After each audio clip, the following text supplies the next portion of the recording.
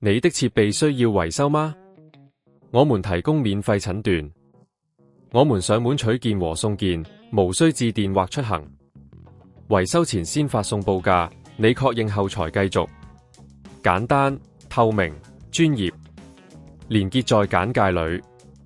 今日我哋要探討嘅係如何更換 Nintendo 3DS XL 嘅開關按鈕。呢個步驟可以幫助你修復按鈕故障，確保你嘅遊戲體驗無阻。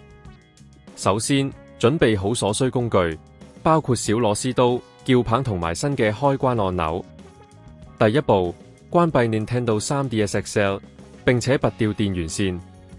然後，將主機翻轉，揾到機身底部嘅螺絲，使用小螺絲刀將佢哋拆除，特別留意螺絲嘅位置，方便之後重新安裝。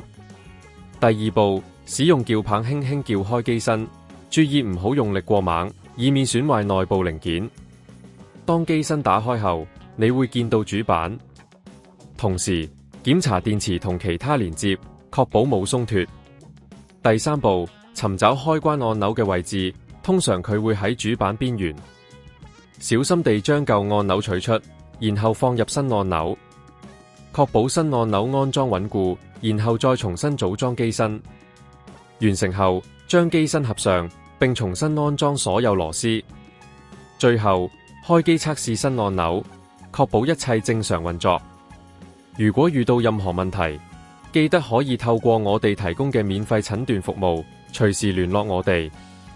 如果你唔想親自動手，我哋亦提供上門取件送件服務，方便你輕鬆維修。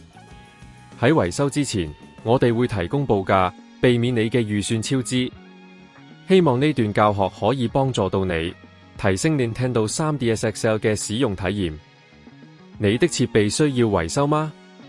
我們提供免費診斷，我們上門取件和送件，無需致電或出行。維修前先發送報價，你確認後才繼續。簡單、透明、專業，連結在簡介裏。